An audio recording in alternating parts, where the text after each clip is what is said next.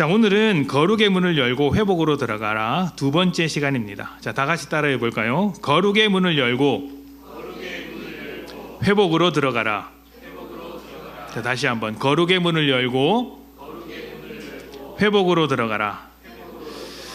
자, 하나님께서 우리에게 주신 이 말씀을 붙들고 정말 여러분의 삶에 회복되어야 할 것들이 회복되는 한 해가 되었으면 좋겠습니다.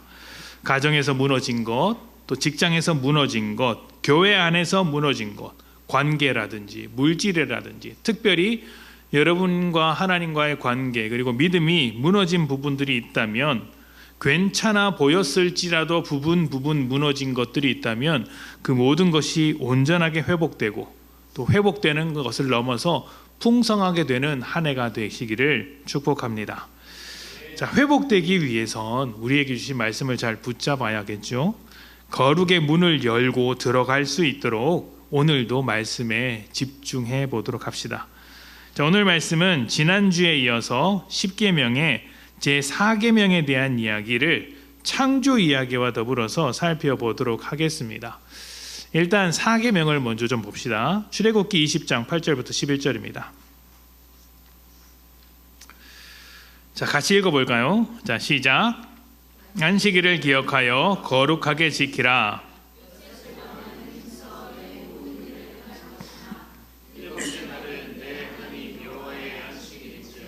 너나 내 아들이나 내 딸이나 내 남종이나 내 여종이나 내 가축이나 내 문 안에 머무는 객이라도 아무 일도 하지 말라. 이는 여세 동안에 나 여호와가 하늘과 땅과 바다와 그 가운데 모든 것을 만들고 일곱째 날에 쉬었음이라. 그러므로 나 여호와가 안식일을 복되게 하여 그날을 거룩하게 하였느니라. 아멘. 우리 지난주에도 말씀을 드렸는데 이 10계명은 이집트에서 막 빠져나온 이스라엘에게 하나님의 백성이라는 정체성을 심어주기 위해 주신 말씀입니다. 이집트의 노예로서 이집트인과 다를 바 없었던 이스라엘에게 새로운 정체성을 이식시켜 주는 것이죠.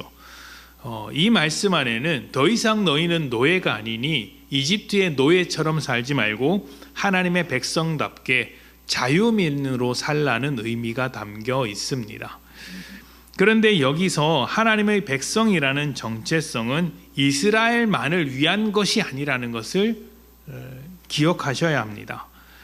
만약 이 정체성, 그러니까 너희는 하나님의 백성이다라고 하는 이 정체성이 이스라엘만의 특권이라고 생각한다면 그것은 이집트와 다를 바가 없습니다. 왜냐하면 이집트의 왕 파라오, 성경에서는 바로라고 하죠. 파라오도 태양신의 아들이자 신의 대리인, 신의 형상, 화신으로 여겨졌기 때문입니다. 특정한 사람이 신의 형상이면 나머지 사람은 어떻게 될까요? 특정한 한 사람이 신이면 그 밑에 있는 수많은 사람들은 어떤 사람일까요? 그 신을 섬기는 사람들이죠. 그 왕이 신의 아들이면 그 나머지 사람들은 왕을 섬기는 왕의 노예, 신의 노예가 됩니다. 이것이 계급사회를 만들어내는 것입니다. 그런 측면에서 이스라엘만 하나님의 백성, 하나님의 아들이 되도록 특권을 부여하신 것이라면 이스라엘은 또 다른 파라오가 될 뿐이에요. 파라오라는 한 사람이 아니라 이스라엘이라는 민족이 파라오가 되는 것이죠. 그러면 이스라엘을 중심으로 한 또 다른 계급사회를 만들어내게 됩니다. 이것은 하나님께서 의도하신 바가 아닙니다. 자, 신명기 7장 6절부터 7절에는 이런 말씀이 있습니다. 너는 여호와 내 하나님의 성민이라. 내 하나님 여호와께서 지상 만민 중에서 너를 자기 기업의 백성으로 택하셨나니 여호와께서 너희를 기뻐하시고 너희를 택하심은 너희가 다른 민족보다 수효가 많기 때문이 아니니라. 너희는 오히려 모든 민족 중에 가장 적으니라. 아멘. 너희는 다른 모든 민족 중에 가장 어떻다고 이야기를 합니까? 적다라고 이야기를 합니다. 그러니까 무슨 말이냐면 다른 민족에 비해서 더 초라하다, 불쌍하다, 보잘것없다. 그런데 그렇기 때문에 내가 너희를 거룩한 나의 백성으로 선택했다라고 말씀하고 계신 거예요.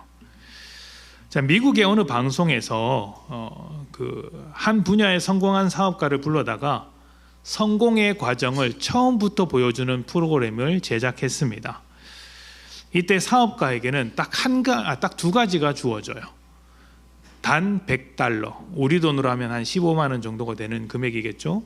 단 100달러와 트럭 한 대를 제공하는 거예요. 아주 이제 썩음썩음한 오래된 자동차 트럭 한 대를 딱 주고 아주 낯선 도시, 자기 연고도 없고 그 사장을 알 수도 없는 아주 낯선 도시에 툭 떨어뜨려 놓습니다. 그리고 90일 동안 시간을 주는 거예요. 이 90일 동안에 100달러를 가진 그 사업가가 100만 달러 규모의 비즈니스 모델을 만드는 것에 대해서 이제 도전을 하고 성공하는지 못하는지를 이제 리얼리티로서 보여주는 것입니다. 그러면 이제 사업가는 낯선 도시에서 당장 숙소를 구하는 것부터 시작을 해야 되는 거예요. 그렇게 90일을 진행을 합니다. 90일 만에 100달러를 가지고 100만 달러의 사업을 만들 수 있을까요? 15만 원을 가지고 10억이 넘는 사업을 만들어낼 수 있을까요? 결과는 이제 실패였어요. 그런 수익 비즈니스 모델을 만드는 것을 실패했습니다. 근데 그게 실패가 아닌 것이 90일 동안 만들어낸 비즈니스 모델의 규모가 75만 달러였어요. 90일 만에 만들어낸 결과였어요. 100만 달러에는 미치지 못했죠. 그리고 그 이후에 후속 방송에서 취재해 보니까 100만 달러를 넘어서 훨씬 더 큰 규모의 사업을 만들어내더라는 것이죠. 단 100달러를 가지고 말입니다. 여러분은 이 사업가를 보면 어떤 생각이 드십니까? 누구나 저 사람은 정말 실력 있는 사업가다라고 생각하지 않겠습니까? 왜냐하면 가능성이 없는 아주 작은 것에서부터 대단한 결과를 만들었기 때문에 누구나 그의 실력, 사업적인 감각을 인정할 수밖에 없습니다. 100달러를 가지고 100만 달러의 규모를 만들어냈다면, 그것도 90일 만에 만들어냈다면 대단한 것이죠. 하나님이 지금 그렇게 하시는 거예요. 이스라엘 백성이라는 가장 작고 초라한 민족을 불러다가, 노예였던 이스라엘을 불러다가 새로운 정체성을 심어주시고 완전히 새로운 삶을 살게 하십니다. 누구보다 인간답고 복된 삶을 누리도록 가르쳐 주시는 것이죠. 그리고 세상 민족에게 무엇을 보여주시는 거예요? 내가 이 민족을 이렇게 만든 하나님이다. 그러니 너희도 내가 제시하는 이 정체성을 가져야 한다라는 것이죠. 그러니까 이스라엘은 다른 모든 민족들에게 샘플로서 보여주시는 것입니다. 하나님의 은혜와 긍휼이 어떠한지를 보여주시는 샘플이죠. 그래서 이스라엘이 하나님의 백성이라는 거룩한 정체성을 가진 것은 또 하나의 계급사회를 만들려고 하는 것이 아니라 세상에 있는 계급사회를 오히려 깨트리고 누구나 존중받고 누구나 복된 존재로 살도록 하기 위한 시작이라고 할 수 있어요. 봐라, 이렇게 부족한 사람도 내가 복되게 만들었으니 너희 모두도 내가 복되게 만들 것이다. 이 일을 멈추지 않겠다라고 하나님께서 이스라엘을 통해서 가르쳐 주시는 거예요. 물론 우리가 살아가는 이 세상에서는 역할로서의 계급이 있을 수 있습니다. 사회 구조상 그럴 수 있죠. 직장 생활을 생각해 보시면 됩니다. 현대 사회라 하더라도 이 직장에는 직급이라는 게 있습니다. 그리고 그 직급이 때로는 계급처럼 느껴질 수도 있죠. 그렇지만 우리가 직급은 신분의 차이라고 생각하지는 않습니다. 사장이라고 해서 나보다 더 높은 신분을 가졌다라고 말하지는 않죠. 물론 우리가 살아가는 세상이 좀 이상한 측면이 있어서 그렇게 받아들이는 사람도 있지만 그게 잘못된 것이라고 우리가 다 이해하고 있지 않습니까? 똑같은 사람이죠. 사장이나 직원이나 똑같은 사람입니다. 하나님께서 가르치시는 분이 바로 이 지점이에요. 왕이나 노예나 똑같은 사람이다. 너희는 모두 하나님의 창조물이다. 이 점을 가르쳐주고 있는 것이죠. 우리가 살아가는 이 현대 사회에서 이런 내용들이 당연하게 느껴질 수도 있는 문제이겠지만 사실은 그렇지 않습니다. 표면적으로는 누구나 평등하다고 하는데 실제로는 정말 그런가 따져보면 눈에 보이지 않는 사회적 신분이 이곳저곳에 숨겨져 있죠. 왜 그럴까요? 지금 하나님께서 이스라엘을 통해서 가르쳐 주시는 이 정체성, 하나님께서 사람에게 주신 이 정체성을 다 잃어버렸기 때문입니다.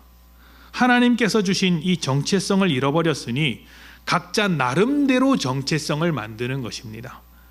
내가 태어난 환경을 통해서 정체성이 만들어지기도 하고 성장 과정을 통해서 만들어지기도 합니다. 또 학벌이나 직업에 따라서 정체성이 새롭게 만들어지기도 하고요. 그러한 차이가 만들어지다 보니까 어떻게 됩니까? 정체성마다 차이가 발생하게 되죠. 사회에 유리한 정체성이 있고 불리한 정체성이 있습니다. 그리고 그 차이가 차별을 만들어내는 것이죠. 하나님께서 모든 사람에게 심어두신 그 정체성을 잃어버리는 순간 누구나 똑같은 사람이다라는 이것이 당연하게 보이는 이 명제, 누구나 똑같은 사람이다라는 이 당연한 명제가 불가능한 것이 됩니다. 하나님께서 심어두신 이 정체성을 상실해버리는 순간 불가능한 명제가 되는 것입니다. 자, 그렇다면 하나님께서 가르쳐 주신 정체성을 우리 모두 회복하는 것이 필요하겠죠? 그런데 그 회복에 앞서서 그 정체성이 무엇이냐 하는 것이 중요합니다. 좀 더 구체적으로 들어가 봅시다. 앞에서 읽은 출애굽기 20장, 그 안식일에 대한 제4계명은 그 안식일의 뿌리를 하나님께서 세상을 창조하신 것에서부터 찾습니다. 하나님께서 6일 동안 창조하시고 7일째 안식하셨던 것처럼 너희도 안식해라 이렇게 말씀하시죠. 창세기 1장을 보면 성경의 가장 첫 페이지죠. 하나님께서 창조하신 이야기가 나옵니다. 여러분 성경을 읽을 때 굉장히 어려운 내용이 많이 나오죠. 제일 어려운 부분이 어디일까요? 성경에서 제일 넘어가기 힘든 부분 어디일까요? 사실 이거 제가 바이블 가이드 할 때 말씀을 드렸어요. 모르시는 건 안 들으셨거나 아니면 너무 오래돼서 살짝 헷갈리시는 거죠. 성경에서 가장 어려운 부분이 어디일까요? 사실은 창세기 1장 1절이에요. 하나님이 천지를 창조하시니라. 이 말씀을 믿느냐 믿지 않느냐에 따라서 그 나머지 내용을 다르게 받아들이기 때문입니다. 하나님께서 세상을 창조하신다라고 내가 믿으면 나머지 이야기는 문제가 안 됩니다. 근데 이 부분을 넘어가지 못하니 그냥 성경을 가지고 씨름하는 것이죠. 그 창세기 1장을 보면 하나님께서 세상을 창조하신 이야기가 나오죠. 근데 그 이야기를 읽다 보면 반복되는 패턴이 하나 나옵니다. 창조의 하루를 마치면 항상 저녁이 되고 아침이 되니라는 말이 나옵니다. 이게 하루가 지났다는 말이에요. 여기서 재미있는 이야기를 하나 알려드리면 우리의 하루는 언제부터 시작입니까? 시간상으로는 자정부터 시작해서 그 다음 이제 자정까지인데 시간상으로는 그런데 보통 우리는 하루의 시작을 언제 시작합니까? 눈 뜨면 시작하죠. 아침부터 저녁까지를 하루라고 보통 이야기를 합니다. 그런데 유대인의 하루는 저녁부터 시작을 해요. 저녁이 되고 아침이 되니 이렇게 말하잖아요. 그러니까 해가 질 때쯤 저녁밥 먹을 때쯤이 하루의 시작인 거예요. 그리고 나서 그 다음날 저녁 먹기 전 해가 질 때쯤이 하루의 마침입니다. 저녁에 하루를 시작하고 마치는 거예요. 이게 나중에 제가 이 부분을 좀 더 자세히 설명드릴 수도 있는데 살짝 미리 말씀을 드리면 우리는 하루의 시작을 일로 시작합니다. 눈 뜨자마자 뭐 합니까? 출근하기 바빠요. 일하기 바빠요. 현대사회만 그런 것이 아니라 농경사회도 그렇습니다. 해가 뜨면 일을 해야 할 시간이죠. 하루의 시작이 일입니다. 그러니까 우리의 하루는 무엇을 하기 위한 하루예요? 일을 하기 위한 하루입니다. 고단하죠. 근데 유대인의 하루는 무엇에서부터 시작합니까? 쉬는 것부터 시작하는 거예요. 저녁에 저녁밥 먹고 안식하는 것, 잠자는 것, 일은 그 중간에 툭 끼어져 있는 거예요. 휴식과 휴식 사이에 일이 툭 끼어져 있는 거예요. 휴식을 위해 일하는 것입니다. 개념이 그래요. 개념이 다르죠.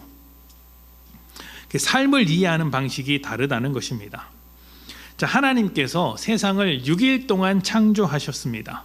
창조의 일을 다 마치면 저녁이 되고 아침이 되니 하루가 지납니다. 그렇게 6일 동안 창조하고 마지막 6일째 최종 창조물로서 사람을 창조합니다.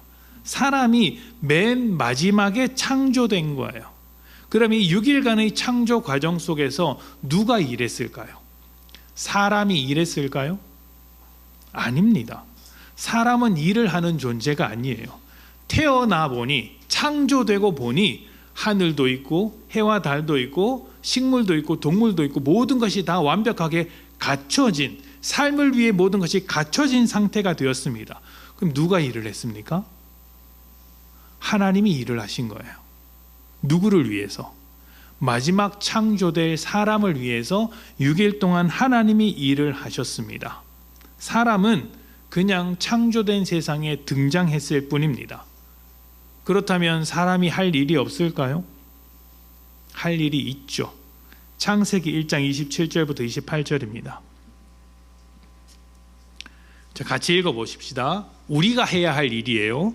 27절부터 28절. 자, 시작. 하나님이 자기 형상, 하나님의 형상대로 사람을 창조하시되 남자와 여자를 창조하시고 하나님이 그들에게 복을 주시며 하나님이 그들에게 이르시되 생육하고 번성하여 땅에 충만하라 땅을 정복하라 바다의 물고기와 하늘의 새와 땅에 움직이는 모든 생물을 다스리라 하시니라. 아멘. 자, 일단 27절이요, 여러분. 하나님이 자기 형상, 곧 하나님의 형상대로 사람을 창조하시되 남자와 여자를 창조하시고, 이 말씀을 지금 우리의 시각이 아니라 이 말씀을 받아든 고대인의 시각에서 한번 읽어보십시오. 고대 사회를 살았던 그 고대인의 시각에서 여자는 어떤 존재일까요? 여자는 어떤 존재일까요? 기분 나쁘게 듣지 마십시오. 여자분들, 여성분들 긍휼한 마음으로 들으셔야 합니다. 여자는 집안의 물건이었어요. 그러니까 물건이었어요. 물건.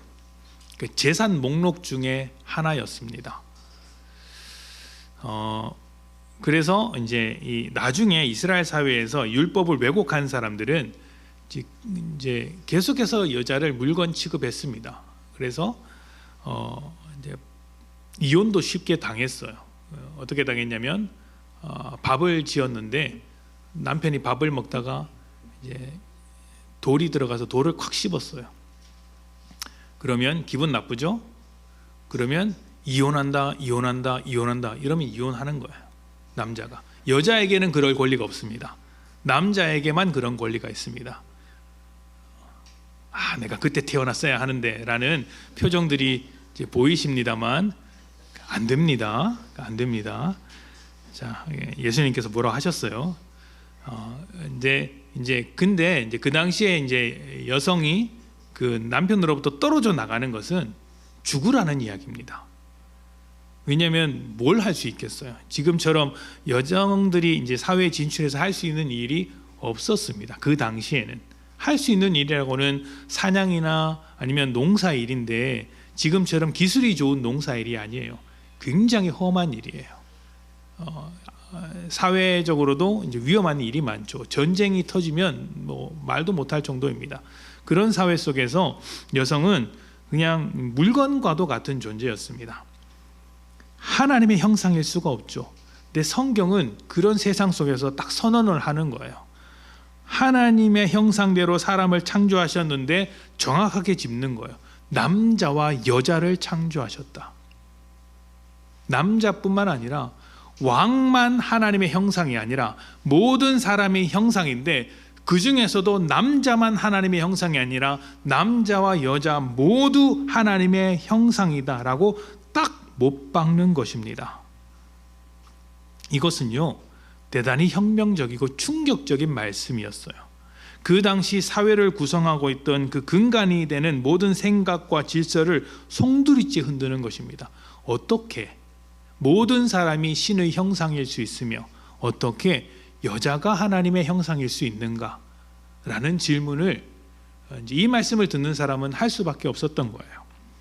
자, 그런데 성경은 모든 사람이 하나님의 형상이다라고 못을 박습니다. 그리고 그렇게 만든 사람에게 무엇을 주셨습니까?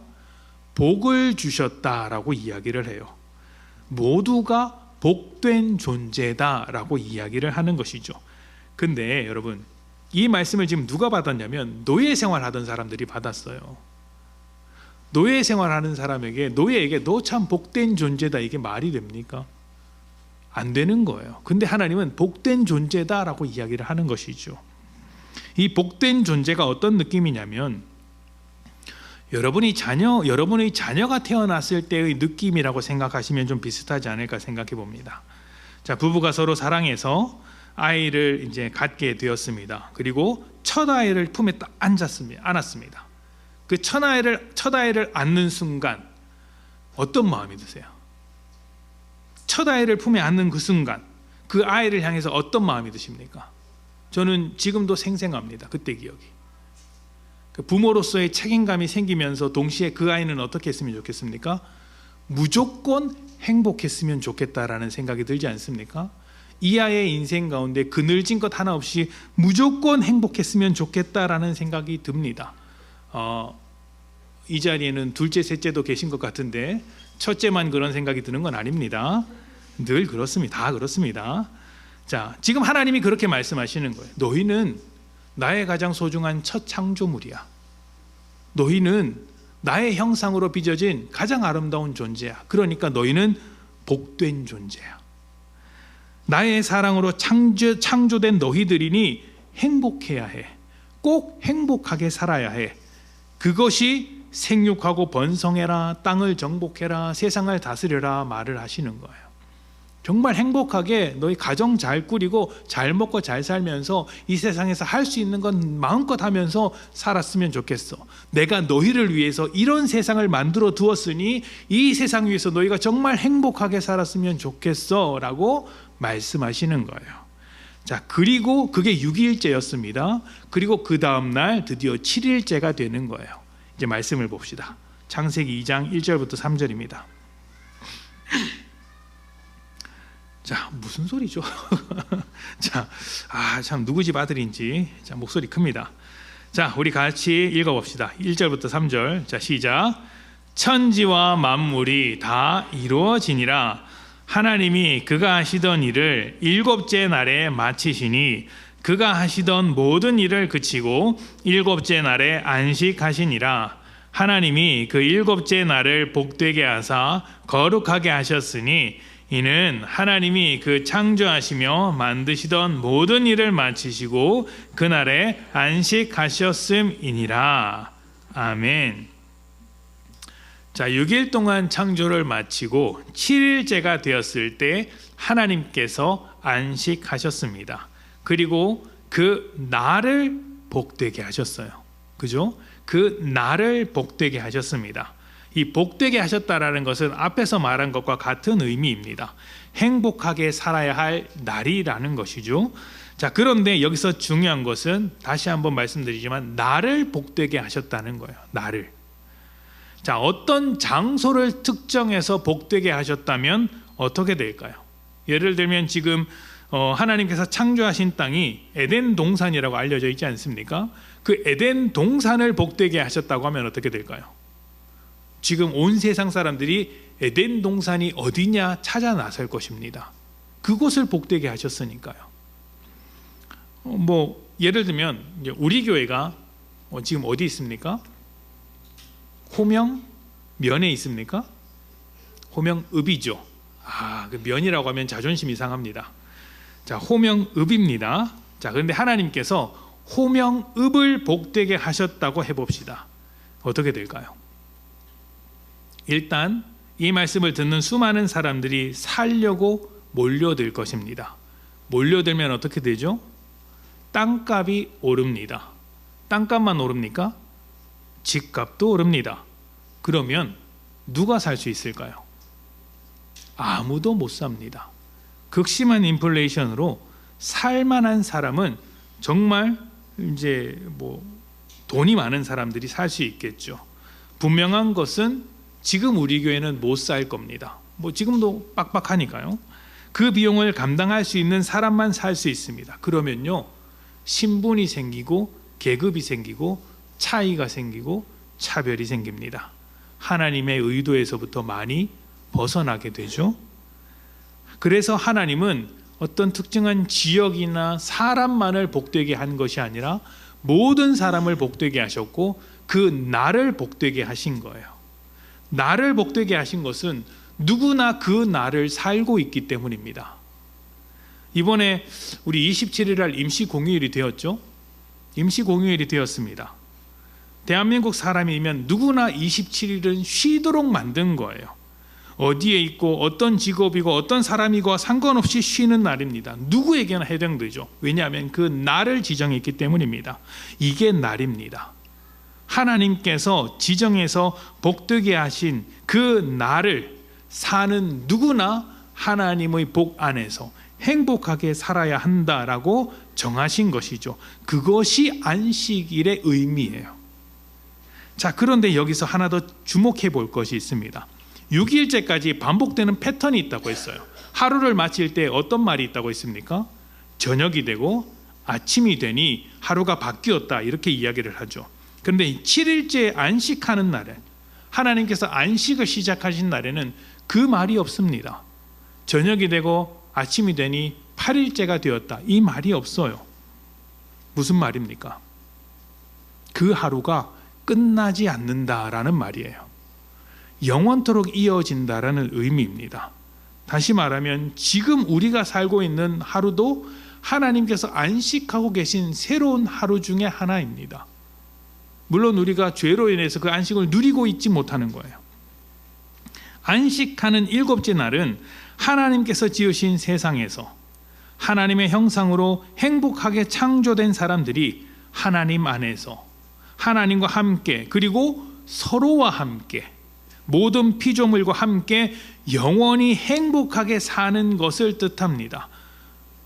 그런 삶이 누구의 정체성이에요? 우리의 정체성이에요. 우리가 그렇게 창조된 사람들이에요. 얼마나 복된 존재고 얼마나 소중하고 얼마나 귀합니까? 여러분 한 사람 한 사람이 다 그렇게 창조되었고 저기 밖에서 그 정체성을 모르는 사람도 그렇게 창조된 거예요. 이스라엘 백성에게 있어서 안식일을 지킨다는 것은 바로 이러한 정체성을 지켜나가겠다는 것이기도 합니다. 그래서 1계명부터 3계명까지 하나님에 대한 계명이 있고 5계명부터 10계명까지 삶에 대한 계명이 있는 그 중간에 4계명으로서 안식일이 있는 거예요. 안식일을 지킨다는 것은 이런 것과 같습니다. 자기 정체성을 지키기 위한 일종의 루틴을 만드는 것과 같습니다. 루틴이라는 것은 이제 반복적으로 빼놓지 않고 하는 습관의 모음이라고 할 수 있어요. 습관 한 가지가 아니고 여러 습관이 모여서 하나의 루틴을 만드는 것이죠. 아침에 몇 시에 일어나서 어떤 사람은 이제 눈 뜨자마자 책을 본다고 하더라고요. 어떤 사람은 세수를 하겠죠. 근데 이걸 하루의 습관처럼 만드는 거예요. 정체성으로 정체성을 지키기 위해서.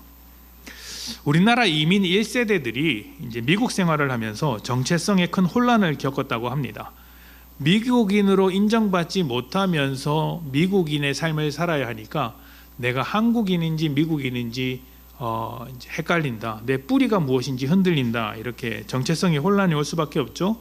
그래서 내 뿌리, 한국인으로서의 정체성을 지키기 위해서 이것을 잃어버리지 않으려고 애를 썼는데 그 중에 하나가 무엇이었냐면 자녀들에게 한국어를 가르치는 것이었다고 합니다. 한국어 학당을 열고 한국어 학교를 열어서 자녀들이 반드시 한국어로만 대화할 수 있도록, 밖에서는 영어를 쓰더라도 집안에 들어오면 반드시 한국어로 대화하도록 가르쳤다는 것이죠. 아니 내가 미국 생활을 하고 있는데 내 뿌리가 한국 사람이라는 것만 생각하면 되는 것이지 굳이 한국어를 배워야 하는가라는 생각을 할 수 있지 않겠습니까? 미국에서 사는데 영어만 해도 충분하고 그게 훨씬 더 편하죠. 사는데 지장이 없습니다. 그런데 왜 굳이 한국어를 배웠을까요? 한국어를 배우는 과정을 통해서 또 한국어를 익힘으로써 민족적 배경에 대한 자부심을 만들어가고 자기 뿌리에 대한 관심을 갖게 만들기 위해서 한국어 교육을 한 것입니다.